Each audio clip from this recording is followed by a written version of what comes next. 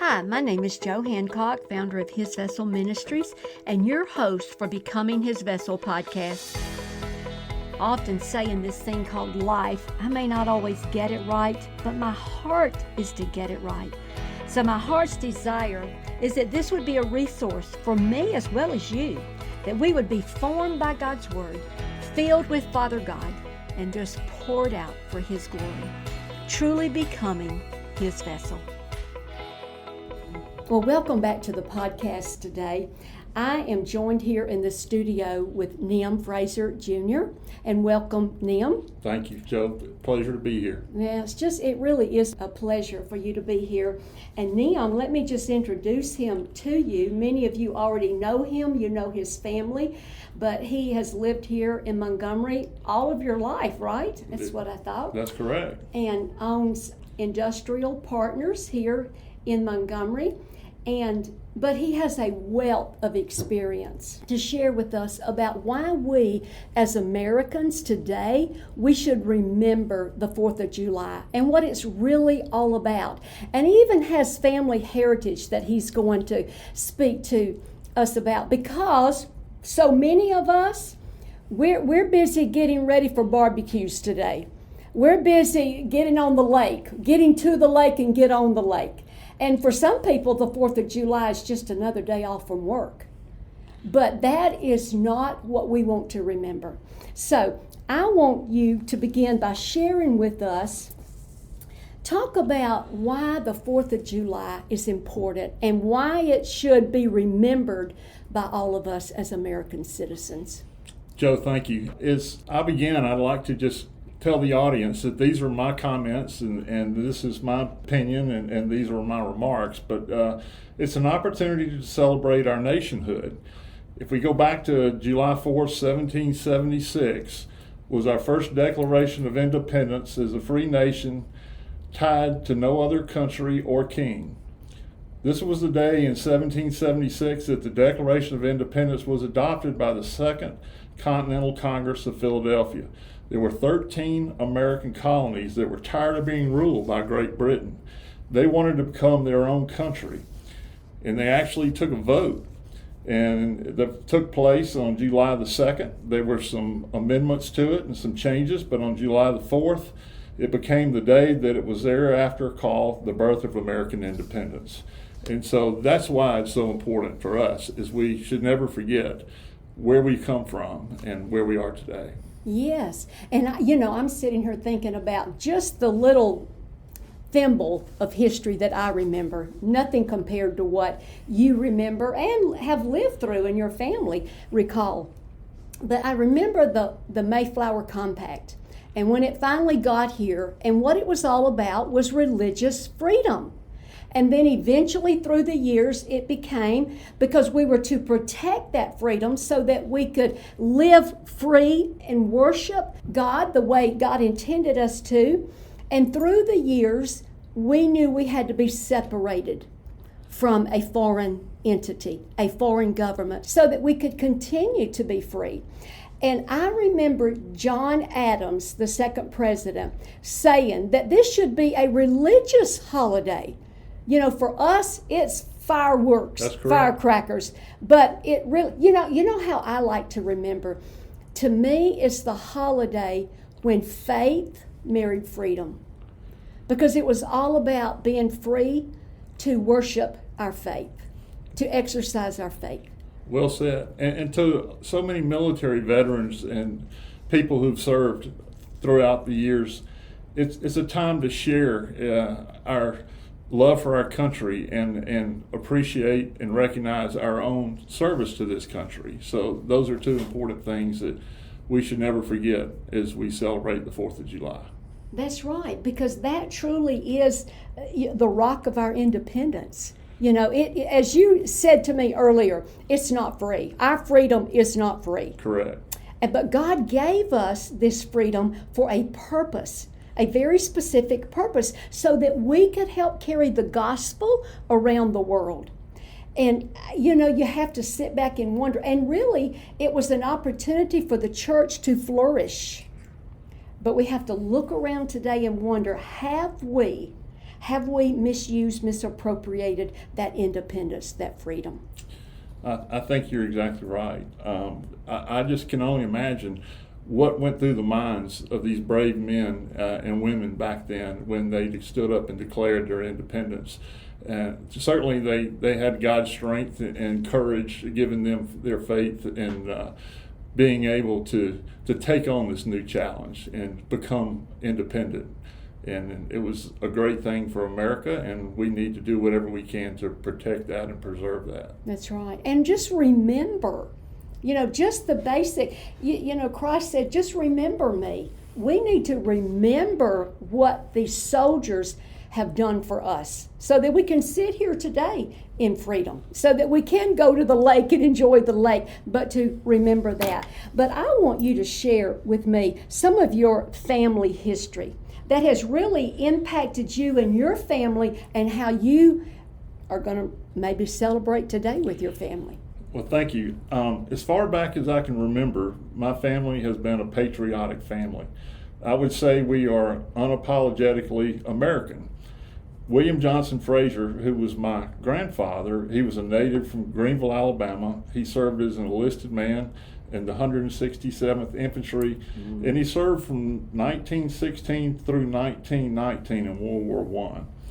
And Sergeant Johnson fought with the regiment in the Rainbow Division in France, and before they had been in Mexico, so these soldiers were very experienced, and they left here from Union Station, and the regiment went to France, and they fought there. And my grandfather was wounded in the Battle of Crew Ridge Farm, and he was hospitalized in Paris.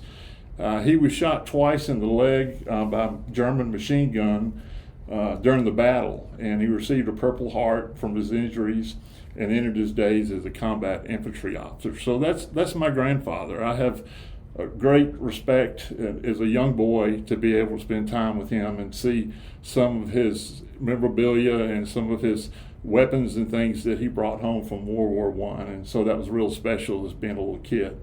And then I'll transfer to my father's service, and he was born in Montgomery, Alabama, to a family with a strong military tradition. And following in his father's footsteps, my father enlisted in the Army in 1950, and he volunteered for Korea. And while serving as a tank platoon leader, Dad was awarded the Silver Star for his gallantry in action. And so on returning back to the United States, he attended Columbia University and Harvard Business School, and that transformed his life. And he was able to focus at that time on his education and what his next career would be after serving in Korea. In 2011, my father erected a memorial of the Rainbow Division and the 167th Infantry Regiment on the site of the Battle of Crew Ridge Farm in France, where his father had received his Purple Heart.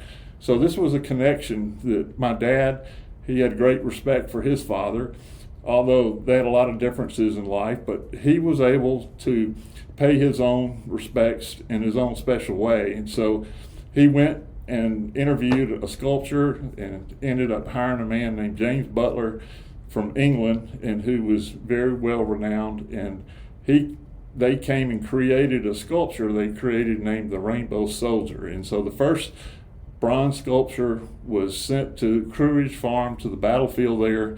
My father negotiated some land in the battlefield, and the town erected this statue there of the Rainbow Soldier to honor the Alabamians and soldiers who had given their sacrifice and lost their lives in battle. And it was an opportunity for the city and the town to come together, and they agreed once a year to have a ceremony at a certain date, and they'll go out and they'll gather around this statue of this Rainbow Soldier in the battlefield at Crew Ridge Farms, and they'll pay remembrance to the final sacrifices of these young soldiers. A lot of them aren't here and don't have families and grandkids and things like me who are here to be able to experience 4th of July, but because they left their life on the battlefield protecting our freedom then. Mm-hmm. Yes. And I will follow up by, I'm a citizen soldier, so I'm one of 5 kids, and my father and mom did a wonderful job raising us and trying to keep us out of the trouble and trying to be good students and good citizens. And he really encouraged us as young men to think about service to our country. And so at the appropriate time, my younger brother and I, Nim Frazer, we agreed, and John actually went to college at the Citadel, so I was not prepared or willing to do that. I attended the University of Alabama, but my point is, the two of us as brothers were able to continue that legacy. We became infantry officers and went to Fort Benning and had training in jump school and ranger school, and we served an initial tour as John went to the Sinai and I went to Germany. You know, we were talking earlier about how you ended up in the service. Of course, your father had a tremendous impact on that. But you were telling me about how your father would gather you around the table and talk about this. And that so inspired you to take that next step, to follow in his steps. Share that with us. That's a fond memory, Joe, and it's very true. You know, my dad having 5 kids, and he had a very successful, busy business, so he wasn't around all the time because he was trying to make a living and traveling. But when he was there, he spent a lot of quality family time, and one of the subjects that he hit on many times to his sons is we were having family dinners or breakfasts or meals around our kitchen table, were the importance of our country and the importance of serving our country. It didn't matter whether you were black, white, or rich or poor. That in order for America to be the country we are and to protect and get the freedom that we have and share, we need to step up and serve our country. And so it was very important to him that we try to do that. You know, something I'm thinking about as you're saying that is how important family is in what we do with our life. Because that was extremely important to you, what your dad did. In the innocence of sitting around your kitchen table just having a meal, that impacted what you did with your life, but also for our country that helps us to continue to have our freedom today. That is volumes. That was my dad's expectation. He expected that. It was not something that he said, well, I just think you ought to do this. He was very serious in his communication and his discussion and his passion for the military. And so that was something that he was really putting on and hoping that we would grasp to that and follow in his footsteps and serve as citizen soldiers. Yes. You said something earlier. You mentioned Union Station, and we are here at Union Station recording this podcast. And as I was coming in, I'm always reminded of the statues that are out front. I mean, we've been here at Union Station for almost 20 years, and I can remember back several years ago, 2 important statues were erected in front of Union Station. I want you to share with us about those statues and how all of that came from your father. Well, surprisingly, he thought about this idea and did not even really discuss it with his family, and he kind of created this dream and this plan, and he searched out on his own and found James Butler as the sculptor, and they collectively came up with this vision of this rainbow soldier. And so once he approved it and once he had it made, it took quite a while for this whole process because it's, 10, 15 feet tall. I mean, it's a very beautiful bronze tall soldier, and the soldier is a World War I soldier, and he's in a battlefield, and he's looking down, and he's picked up a dead soldier off the battlefield, and he's holding him in his arms. And so it's very powerful to see it and to understand the history of where it came. And my dad sent the first one to France so he could have it connected to the battlefield and the soldiers that paid the ultimate sacrifice there. And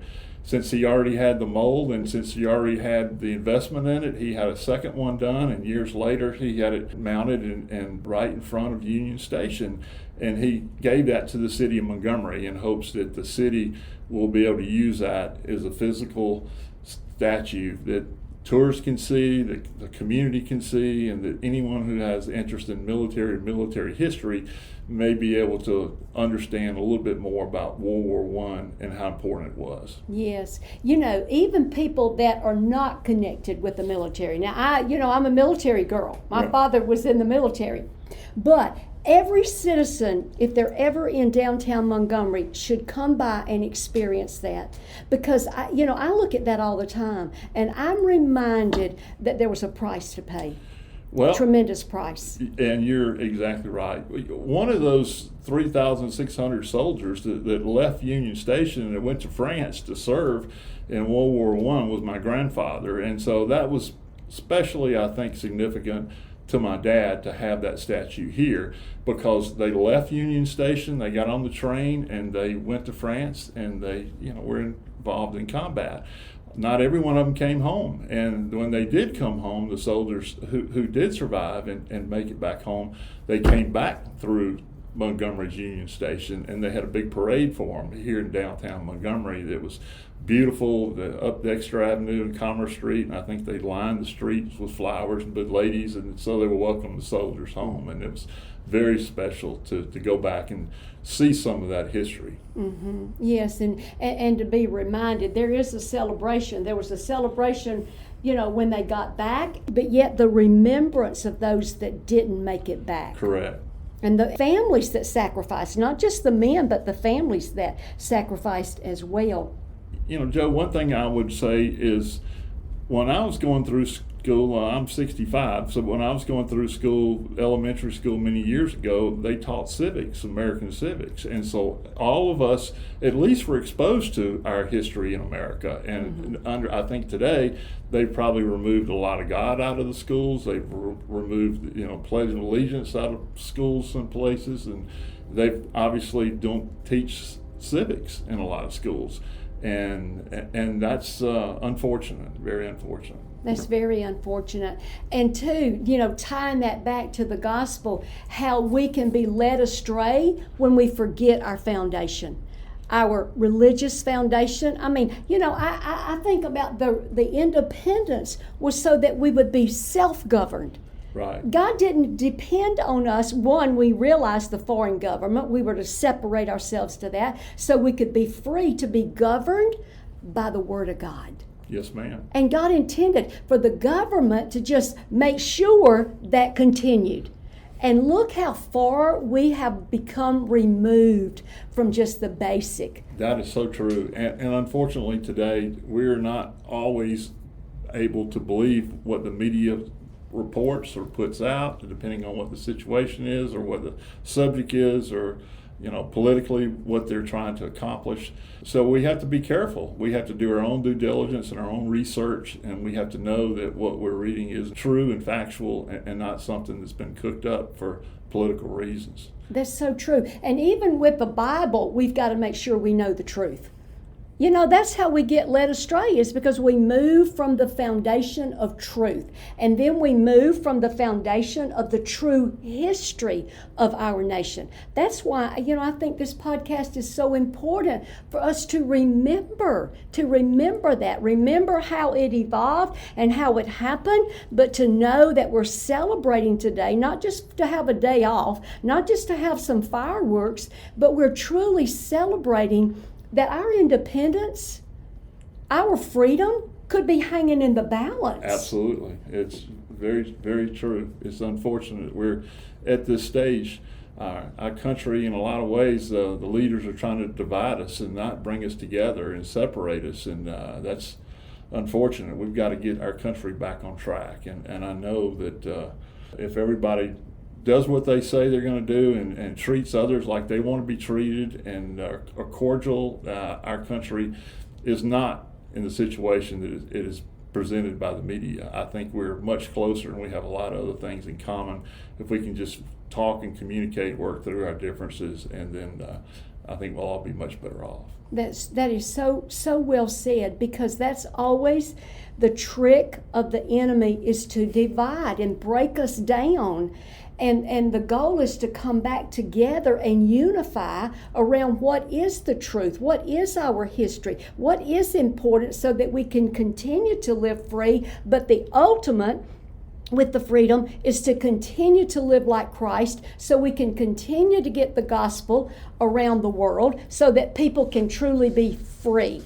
Not just, free here in our land, but free in their heart. People get freed up, and that's what we need to focus on. That's absolutely true, absolutely true. But as before we get too far into the day on the 4th of July, I just would like people to, if you're going out and enjoying the beach or the lake, or you're traveling on vacation with your family, if you see someone in uniform, go up to them and thank them, and just let them know that you're appreciative of their service, you're thinking about them, you're hopeful that they're going to not see any harm during their tour. And I promise you that these military women, men, whether you're Air Force, Army, Navy, Marines, Coast Guard, will be very much appreciated of the little minute that you take to recognize them and thank them. Very good, very good. I'm so glad you said that, because we take that for granted.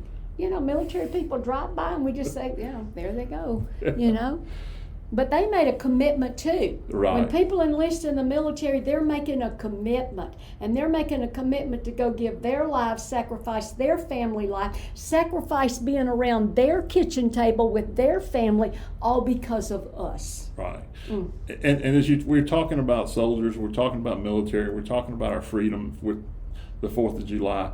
It reminds me somewhat of what I've learned in my Sunday school class. You think about Ephesians 6:12, where Paul tells us to be strong in the Lord and His might, to put on the full armor of God. I think of a soldier putting on his armor, his protection, as he prepares to go to war. Now, this verse better than most, but you're talking about the breastplate and the belt and all of the different components of the protection that a soldier puts on. And it's definitely in the Bible, and it's important to us to be able to understand that and keep that and use that as we're fearful that we run into our own personal challenges. That's something you can rely on. That's right, spiritually and physically. I want to ask you this question. How important is it, in your opinion, that the men are the stable force in the home? I think today a lot of the problems that you hear about and read about is because of single parent families, and that most of the time the man is absent from the home, and it's so important that the husband and the wife jointly team together and have one set of rules for their family and try to stick to that, and so that their expectations for the children to know what their parents accept and what they don't accept. And it's very critical today to have leadership and have a male represented in the family. Mm-hmm. And I know you're well connected with your local church, and I know that you've learned a lot of that through your church, and just staying in the Word and continuing with your faith.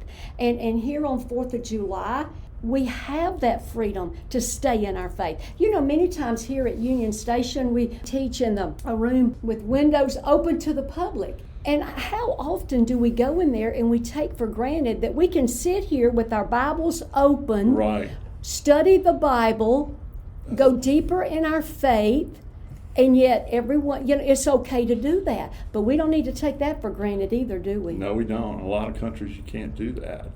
You don't have that freedom. But if you allow, I had breakfast Friday mornings with some wonderful veterans, 2 guys who are senior master sergeants in the Air Force, and lots of leadership and lots of experience, and another gentleman who's a Colonel, Joe Panza. And I asked these men to share with me what the 4th of July means to them, and I incorporated some of those comments in my remarks this morning, but I also wanted, if I could take a minute and read what Joe Panza sent to me. So yes, please. He said, Nim, of course pride is in our country, and pride is in my service to our country. I served in the Navy and Air Force for a total of 34 years. The 4th was special meaning to me, as I am sure it does for you. All of my years of service were meaningful, serving alongside of guys who wanted nothing else but to serve their country. My combat service in Vietnam were the most meaningful years. I was privileged to be a part of a rescue attempt where I witnessed true heroism and bravery. Some of the guys I served with paid the ultimate price, and on the 4th, my thoughts always go to them. I cherish the memories of the successful rescues, pulling guys out of the jungle, sparing them from being captured, and spending years in the Hanoi Hilton, or perhaps worse, being killed. I contemplate what a profound effort we had on so many lives who are home with family, still able to celebrate the 4th. Keep smiling, Joe. So this is a man who flew what they call the Jolly Green Giant in Vietnam, and when the pilots would be shot down or when people lost the opportunity to get home safely in their aircraft, whatever it may be, helicopters, planes, etc., Joe would be tasked with his group to go out and rescue them. And so you're talking about being in the mouth of the dragon. I mean, many times he would fly into with protection and escort aircraft to try to protect him. But this helicopter is huge and it's not easy to hide, and you have to go right down with your PJs and try to find your pilots and make a quick plan to get them rescued and get them out of danger. And so I am honored and salute all the veterans out there on this 4th of July for your service and for your commitment and for your love of country. You know, I'm so glad that you shared that with us, because you know what, it made me think of another element. You mentioned earlier, we need to remember when we walk by a military individual, we need to thank them. We need to thank them for their service. Recognize that they are serving and they're making a sacrifice. But you know, the veterans, we need to recognize them and allow them more opportunity to share their story. How many of them, we need to hear their story, but how many of them need to tell their story? There's a lot of veterans who are really hurting out there, and a lot of times our country makes a decision either through not having a strong border or whatever the reason may be to bring in a lot of people who are illegals and shouldn't be here, and a lot of our money and our resources should be used in a more productive way, in my personal opinion, to take care of our veterans and take the priority of take care of Americans and do what we can do here. Not support others, because there's plenty of people with a handout who are looking for America to support them, but we should never forget the sacrifices of our veterans. Exactly. That is so true. And yet how that can be therapeutic for veterans to sit and tell their story and let them remember as we remember and recall, and how cherished to have these kind of stories. You know, I'm sitting here thinking about my father, and I can see pictures of him who passed away many years ago, pictures of him in his uniform, but telling some of his stories. Right. And even my father-in-law, my wife's dad, he was a pilot in World War II, and he was involved in the Berlin airlift, and he flew a lot of missions to Berlin for all the right reasons in order to protect and provide, good equipment and food and things to folks in Berlin, and try to sustain them and protect them where they were during that time. Mm-hmm. Just hearing you talk and share and seeing your passion and how well rooted you are in this holiday, it's really spoken to me. Well, you're very sweet, very kind. But as you touched on earlier, freedom isn't free, and it takes people willing to raise their hand and go places that they don't ever want to go or go back to if they get back safely. And we've been able to do that in this country for generation after generation after generation. So we need to continue to do what we can with this next generation to let them better understand and be educated about what the military does, what their missions are, and how impactful it is and how important it is to the safety and our country and our freedom of our country. That's right. And I'm thinking about fireworks right now, and how we always look forward to the fireworks, but we got to remember the true fireworks that preceded all of that on the battlefield. That's a visual. But we want to leave people with hope, because we know God's got so much more for this country. What can you say that would give people hope to continue on? Well, that's so important, is you need to believe, and you need to believe in yourself, and you need to believe that no matter how bad things are, they aren't as bad as you think they are. There are a lot of people been through a lot worse, and be positive and have a positive attitude, and just drive on and do your part, or help encourage people, or respect people, or thank people who have been carrying the water for us to protect our freedom. And I'm hopeful our country is going to get back on a better track and a better correction and a better azimuth right now, and we won't be having a lot of the problems and challenges we're having today. And hopefully our military recruitment will increase, and the people will have an interest, and they'll get more involved. And we just need that as a country. And I, again, salute all of you on this day, on this special day, whether you're a fireman, whether you're a policeman, or whether you're military. If you serve and you sacrifice for us and to our protection and our freedom, I salute you today. Great. Thank you so much. You're welcome. My pleasure. Thank you for listening to the Becoming His Vessel podcast. If you'd like to receive more resources that would help guide you in becoming His vessel, I invite you to visit our website at www.hisvessel.org. If you'd like to connect with me directly, I would love to hear from you. You can reach me by calling 334-356-4478. And my prayer is that you would seek to love God with all of your heart, all of your soul, and all of your strength as you seek to become His vessel.